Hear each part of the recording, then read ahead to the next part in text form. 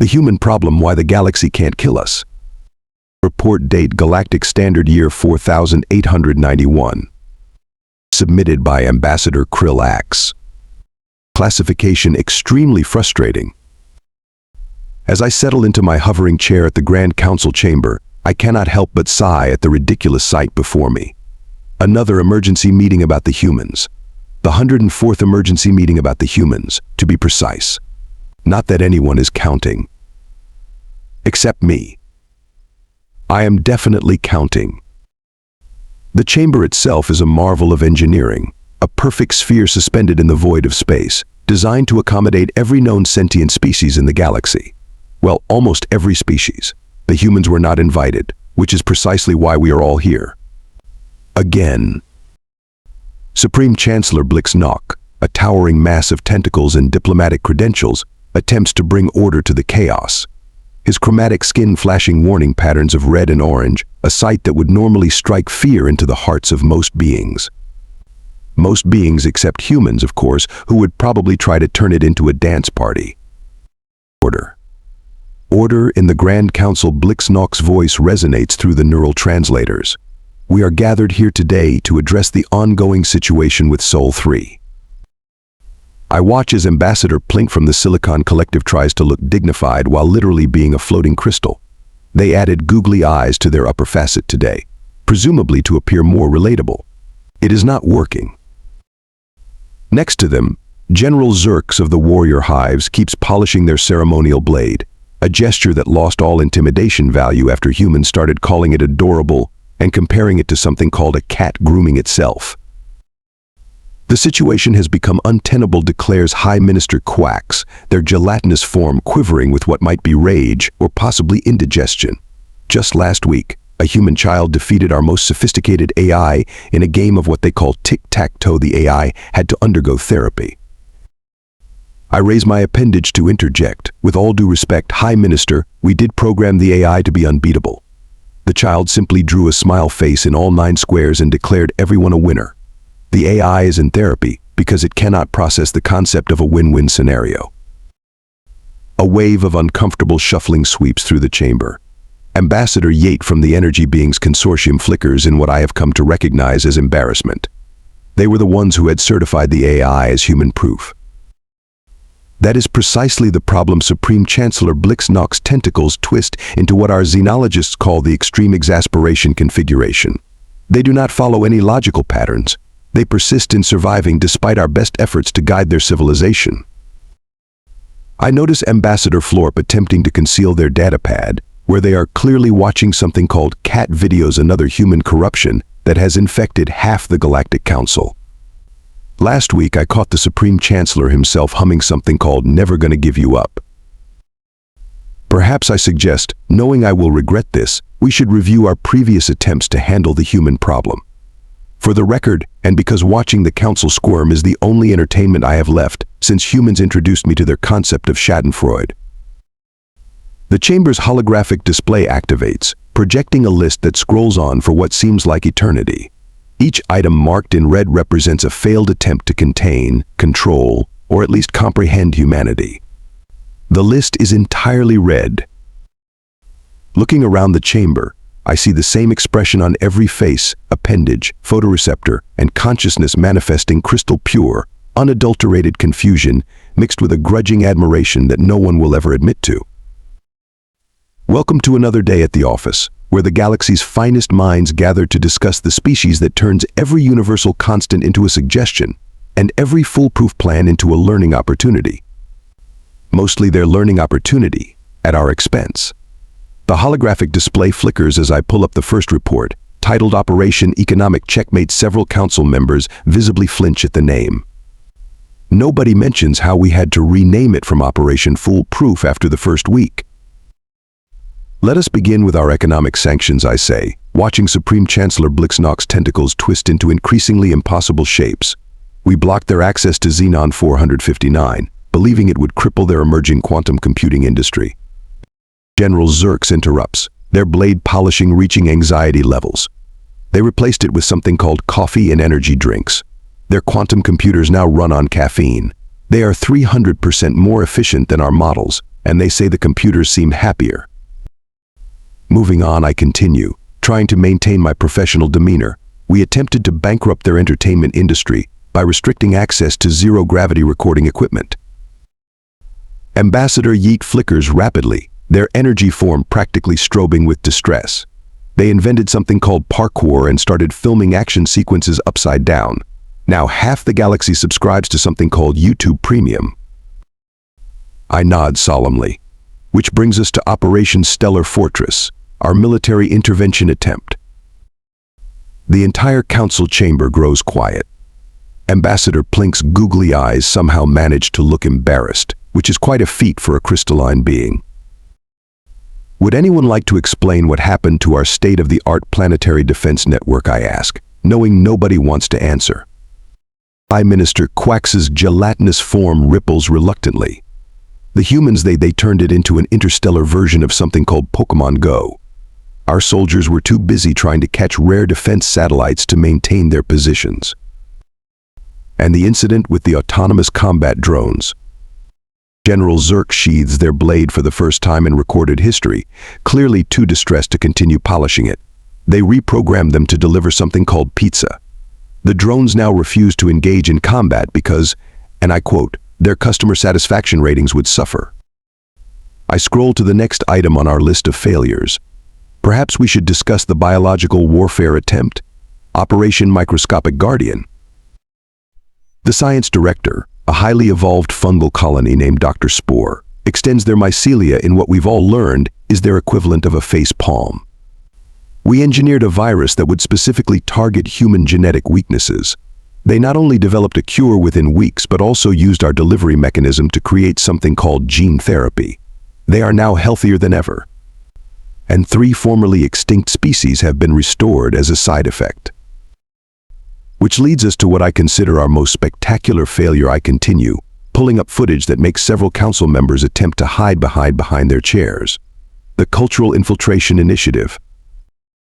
Ambassador Florp doesn't even try to hide their datapad anymore, openly watching something called cat videos. They're not the only one. Our plan was simple, I explained, for the historical record. We would flood their entertainment networks with our own content, gradually shifting their cultural values to align with galactic standards. Supreme Chancellor Blix-Nox's tentacles droop. Instead, they turned our educational programs into something called memes. Our historical documentaries are now what they call viral videos. The galactic anthem has been remixed into something called lo-fi beats to study and relax to. The Warrior Hive's Battle Channel is now the galaxy's most popular comedy network. General Zerk admits, looking like they might cry if their species had tear ducts. Our sacred combat rituals have their own TikTok trends. I pull up the final statistics. As of today, 73% of galactic citizens have Netflix subscriptions, 91% have watched something called cat videos, and our own Galactic Defense Force has officially adopted something called Casual Fridays. Ambassador Yeet's energy form dims to a barely visible glow. Last week, the Silicon Collective reported that 60% of their processing power is being used to generate something called memes. And let us not forget, I add, because some things must be said, the incident with the HiveMind Entertainment Network. The chamber falls into absolute silence. We all remember. The entire network, representing the combined consciousness of 13 species, became addicted to something humans call binge watching. They refused to process any other information until they finished something called Breaking Bad. Perhaps Supreme Chancellor Blix-Nox suggests weekly we should move on to reviewing the psychological analysis. I nod, closing the failure report, but not before noting that 3 more council members have secretly started watching cat videos during our discussion. One of them is Supreme Chancellor Blix-Nox himself. Though before we proceed, I add, I feel compelled to mention that the human phrase going viral has become literally true. The Synthetic Intelligence Coalition reports that 99.9% of their members now use human emojis in official communications. The groan that fills the chamber is universal, transcending species barriers and translator limitations. Somewhere in the back, I hear someone humming "Never Gonna Give You Up Again." We are so doomed. The psychology report looms before us on the holographic display, A document so contradictory that 3 different AI systems crash trying to process it. Dr. Mindweave, our leading xenopsychologist, floats forward in their consciousness bubble, already looking defeated. Honored council they begin, their psychic voice wavering. After studying humans for 50 years, I can confidently say that we understand them less than when we started. The display shows a human smiling. Several council members instinctively back away. You see, Dr. Mindweave continues. Humans use this expression called smiling for everything. When they are happy, they smile. When they are plotting something, they smile. When they are about to do something incredibly dangerous and stupid, they smile even bigger. Ambassador Plink raises a crystalline edge. But how do we know which smile means what? That is the problem, Dr. Mindweave sighs. They all mean all of those things simultaneously. It gets worse. Humans have this trait we call competitive adaptation syndrome. The display shows footage of human activities that make several council members question their life choices. Humans jumping out of perfectly functional aircraft. Humans diving into freezing water. Humans eating something called ghost peppers while laughing. They turn everything into a competition, Dr. Mindweave explains. Everything. We introduced them to anti-gravity technology, thinking it would disorient them. Within a week, they invented anti-gravity parkour. We showed them our fastest ships, and they started racing them. Someone mentioned that our quantum computers can process 1 billion calculations per second.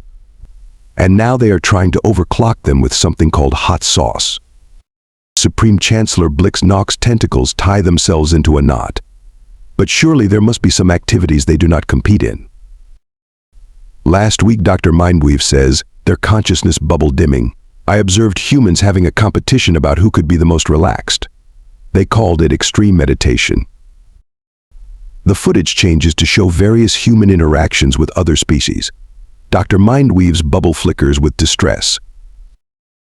Then there is their inexplicable ability to befriend anything. And I mean anything. We sent our most fearsome predators to their planet as part of Operation Primal Fear. They turned them into something called pets.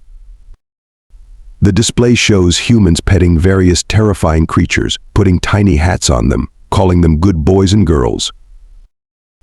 The xenomorph queen now responds to the name Miss Fluffy, General Zerx admits, looking thoroughly embarrassed. She refuses to lay eggs unless humans give her belly rubs. Even the Silicon Collective's hunter-killer robots were affected, Ambassador Plink adds. They are now something called Instagram influencers. They post pictures of themselves wearing what humans call cute outfits. Dr. Mindweave pulls up another data set. Humans also have this bizarre ability we call reverse psychology. The more you tell them not to do something, the more they want to do it. The entire council finishes in unison, some in tears. Precisely. We put up a sign saying do not press this button under any circumstances on their space station. They turned pressing it into a social media challenge. The button does not even do anything, but there is now a 6-month waiting list to press it. The display shifts to show human emotional patterns, a chart so chaotic it resembles a Jackson Pollock painting. Their emotional responses defy all known psychological models, Dr. Mindweave continues. They laugh when scared, make jokes in danger, and respond to existential threats by creating something called memes about them. What about their decision-making process? High Minister Quacks asks, still hoping for some logical pattern. Dr. Mindweave's bubble almost pops from distress. They have something called gut feelings, which they trust more than actual data. They do things for the vibes. They make major life decisions because it felt right, or because it would be funny. Surely that cannot work, Ambassador Yeet flickers anxiously. It works better than our most advanced probability computers, Dr. Mindweave admits. We still cannot explain how. The display shows human problem-solving methods, a section that had to be censored in several parts for being too disturbing for some species to watch. When faced with a problem, humans do not follow any reasonable protocol. They try random solutions until something works, then act like that was their plan all along. They call it winging it. And their social structures, Supreme Chancellor Blix Knock asks weakly. Completely baffling. They formed deep emotional bonds over shared suffering, like something called Monday mornings. They create complex social hierarchies based on who has the best jokes. They unite globally over pictures of small animals they call cute. I noticed several council members discreetly looking at cat pictures again. But perhaps most terrifying of all, Dr. Mindweave concludes, their bubble practically transparent with stress is their response to failure. When humans fail at something, they often become more determined to succeed. They call it spite. Some of their greatest achievements were apparently motivated by someone saying they could not do it. The chamber falls silent as we all contemplate this horror. So Supreme Chancellor Blix-Nox says finally, "You are telling us that every attempt we make to suppress them actually makes them stronger." Correct. Dr. Mindweave's bubble shrinks to half its size. They call it character development. And their apparent chaos is actually their methodology. Also correct. They have a saying, when nothing goes right, go left. The silence in the chamber grows deeper as we all realize the true extent of our miscalculation. We have been using logic to fight a species that runs on narrative causality. There is one more thing Dr. Mindweave adds, almost invisibly small now. They seem to be aware of all of this. They just think it is funny. Supreme Chancellor Blix-Nox straightens all 12 tentacles, attempting to project authority despite having just been caught watching something called puppy videos. We shall now review Operation Containment Ultimate, our final attempt to control the human situation. The holographic display shows a complex flowchart that looks suspiciously like a game of snakes and ladders. Several council members suddenly develop an intense interest in their datapads. The plan was brilliant in its simplicity, I explain, wondering how we ever thought that. Phase 1 involved creating an artificial barrier of bureaucracy around Earth's solar system. Every human vessel would need to fill out Form X742B in triplicate before leaving their system. Ambassador Florp interrupts, their tentacles twitching. They turned it into a speed-running competition. The current record holder completed all forms in 3.7 seconds. They call it form-filling speedruns. It is now an Olympic sport. Which brings us to Phase 2, I continue, trying to ignore the fact that half the council is now secretly watching form-filling speedrun compilations. We established a complex system of trade regulations to slow their economic expansion. Dr. Spore's mycelia network pulses with resignation. They created an AI specifically designed to find loopholes. It became sentient after reading the first page and immediately applied for a law degree. They named it Larry Legal, and it now represents both humans and AIs in Interstellar Court. Phase 3, I press on, involved creating a labyrinth of conflicting diplomatic protocols. They turned it into a reality TV show. General Zerx interrupts, not even pretending to polish their blade anymore. Diplomatic Dance with the Stars is now the highest-rated program in 17 sectors. Even the hive mind tunes in every week. The display shifts to show Phase 4, and several council members attempt to hide under their floating chairs. We tried to contain their technological advancement by introducing deliberately confusing technical specifications. High Minister Quack's quivers. They created something called Stack Overflow and Reddit. Their problem-solving speed increased by 8,000%. Then there was Phase 5, I say, watching Supreme Chancellor Blix-Nox tentacles tie themselves into what humans would call a pretzel. We introduced controlled technological leaks, giving them access to outdated technology to keep them occupied. Ambassador Yeet flickers frantically. They reverse-engineered everything, improved it, and started selling the upgrades back to us. My personal starship now runs on something they call open-source software. It has stickers on it, stickers. Phase 6 was supposed to be our masterstroke. I continue, pulling up footage that makes several council members cover their visual organs. We created an artificial language barrier by introducing random translation errors into their communication systems. Dr. Mindweave's consciousness bubble hiccups. They turned it into something called meme language. Now half the galaxy's youth communicate exclusively in what they call wholesome cursed Yubu speak. The display shows our attempt at Phase 7, and even the Silicon Collective representatives seem to cringe. We tried to overwhelm their information networks with meaningless data. Ambassador Plink's crystal structure vibrates with embarrassment.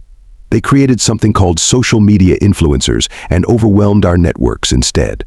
My offspring now want to become something called TikTok famous. Phase 8, I say, noting that several council members are now making what humans call stress relief fidget spinners out of official documents, involved creating artificial scarcity of crucial resources. They invented recycling 2.0. General Zerx mutters. Everything is cake now. Everything. The display shifts to Phase 9, and Supreme Chancellor Blixnock's tentacles go completely limp. We attempted to control their expansion by creating a complex system of planetary classification that would restrict their colonization efforts, I explain. They turned it into something called Minecraft. They are now terraforming planets faster than we can classify them. And finally, Phase 10, I conclude, watching the entire council sink deeper into their seats. We tried to contain their influence by creating an artificial cultural barrier. The silence in the chamber is broken only by the sound of someone humming "Never Gonna Give You Up Again." They responded by creating something called reaction videos. Dr. Mindweave's bubble wobbles. The entire arthropod collective is now addicted to something called Hot Ones. The silicoids have started a cooking show. The silicoids, they do not even eat.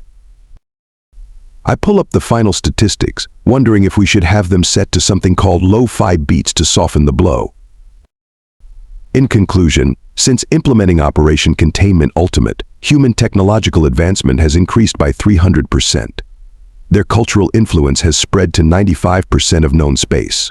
They have made friends with 30 previously classified hostile species, including the Void Crushers, who now participate in something called group therapy. And the containment barrier Supreme Chancellor Blixnock asks weekly. They turned it into a tourist attraction. They are charging admission to watch our containment attempts fail. It is the most popular destination in 3 quadrants. The chamber erupts into chaos as various council members try to process this information. Someone starts stress eating something humans call comfort food. Another begins doing what they call stress baking. Perhaps Ambassador Florp suggests, not even hiding their phone playing cat videos anymore, we should consider our final option. You do not mean Supreme Chancellor Blixnock's tentacles curl in horror. Yes, Ambassador Florp nods solemnly. We need to admit defeat and ask them to teach us their ways. The silence that follows is broken by the sound of somebody in the back of the chamber whispering, "That is what she said," followed by nervous alien giggling. We are so doomed. With all evidence presented, Supreme Chancellor Blixnock's tentacles droop in resignation as they activate the official declaration recording system. The chamber's mood feels like what humans call a Monday morning. By the power vested in me by the Galactic Council, they begin, voice carrying the weight of bureaucratic defeat. I hereby officially declare Operation Human Containment a complete and total learning experience. Several council members nod appreciatively at the creative use of euphemism. We have been taking notes from human corporate speak. Therefore, Supreme Chancellor Blixnock continues, we must formally acknowledge that attempting to stop humans is like trying to prevent a black hole from doing what black holes do, except the black hole has access to social media and a point to prove. Ambassador Plink's crystal structure chimes in agreement. Last week, they turned our latest containment barrier into something called a skate park. The hive mind youth are now practicing something called sick moves on it. The official record should note, I add, because someone has to, that our attempts to suppress humanity have resulted in the following unintended consequences. The holographic display flickers to life one final time, showing a list that makes several council members need emotional support animals, another concept we accidentally borrowed from humans. 1. Humans have achieved faster technological progress, trying to circumvent our restrictions than they would have through normal development. 2. Their culture has spread further due to our containment attempts than it could have through natural expansion. 3. They have made more alien friends, trying to bypass our regulations than they would have through regular diplomatic channels. And finally, 4. Our own civilization has become accidentally humanized while trying to understand them enough to stop them. General Zerx raises their ceremonial blade, now decorated with what humans call cute stickers. I move to officially classify humans as forces of nature, like gravity or entropy, but with better music taste. Seconded, Ambassador Florp says, their datapad openly displaying something called cute baby animal compilations. The motion is noted Supreme Chancellor Blixnock sighs. Let the record show that as of today, the Galactic Council officially recognizes humans as the galaxy's equivalent of what they call chaotic good. We cannot stop them. We cannot contain them. We might as well enjoy the ride. Speaking of rides, Ambassador Yeet flickers excitedly. Have you tried their roller coasters? They built one using our last containment field generator. It is quite exhilarating. All in favor of officially giving up and asking humans to teach us their ways, please indicate by the traditional raising of appendages, tentacles, energy fields, or consciousness manifestations, Supreme Chancellor Blixnock announces. The vote is unanimous, though several council members are too busy watching cat videos to properly raise their appendages. Then let it be recorded in the official history of the galaxy that on this day, we formally acknowledged what humans knew all along: the only way to deal with humanity is to join them in what they call going with the flow. Should we notify them of our decision? Dr. Mindweave asks, their consciousness bubble finally returning to its normal size. No need, I reply, noting several humans watching our proceedings through what they think is a secret feed. They already know. They are probably making memes about it as we speak. Supreme Chancellor Blixnock attempts to bring the meeting to a dignified close, but is interrupted by their own datapad playing something called Never Gonna Give You Up at full volume. They have been, as humans say, rickrolled. One final note for the record. I add, watching various council members failing to suppress their amusement, let it be known that humanity's greatest weapon was not their technology, their adaptability, or even their unpredictability. It was their ability to make the entire galaxy laugh with them rather than at them. Also, Ambassador Plink adds, their googly eyes wobbling with barely contained mirth, their cat videos. Definitely their cat videos. As the council chamber empties, I notice that half the members are humming human tunes, several are making plans to watch something called movies, and at least 3 are trying to learn what humans call dad jokes. Perhaps I think to myself as I file this final report, this is not the defeat we feared, but rather the victory we needed. After all, as humans would say, if you cannot beat them, join them, preferably with snacks and something they call Netflix. End report. P.S. Supreme Chancellor Blixnock has requested that the official record note their new title on human social media, Intergalactic Milord Supreme. The request has been approved because, and I quote, "it would be funny."